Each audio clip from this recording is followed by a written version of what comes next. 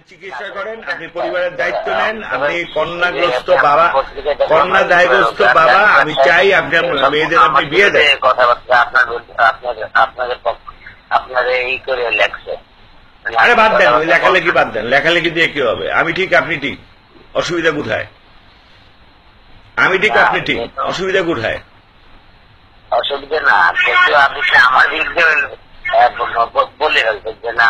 আরে ভাই, আপনার এই স্কুলে যদি চাকরি না থাকে, আমি তো 7টা স্কুল বানাইতেছি। আপনি তো কালকে আমার বলছেন দাদা আপনার একটা স্কুলে আমার হেডমাস্টার বানাই দেন, আমি বানাই দেবো।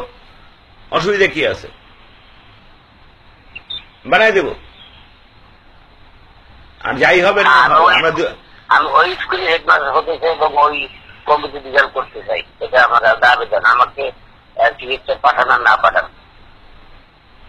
আচ্ছা, আপনি তো এখন আপনি অসুস্থ, আপনি বুঝতে পারতেছেন না। আপনি বাইরে হলেও সব বুঝতে পারবেন। আপনি ওই স্কুলে যেতে চাইলে ওই স্কুলে যাবেন, অসুবিধা কোথায় আছে? তদন্ত যদি ওটা ক্লিয়ার হয়ে যায় না, আপনি তাহলে ওই স্কুলে যাবেন। কালকে রাত্রে আপনি আমাকে বলছেন যে আপনি শামসুজ্জোহা স্কুলের হেডমাস্টার হইতে চান। আপনার মাথা ঠান্ডা করেন, আপনার মাথা ঠান্ডা করেন। আপনার ভগবান আপনাকে বাঁচায় নিয়ে গেছে। ভগবান না, আমার ভগবান তো আছে দাদা। এটা তো বুঝতে হবে দাদা, এটা বুঝতে হবে।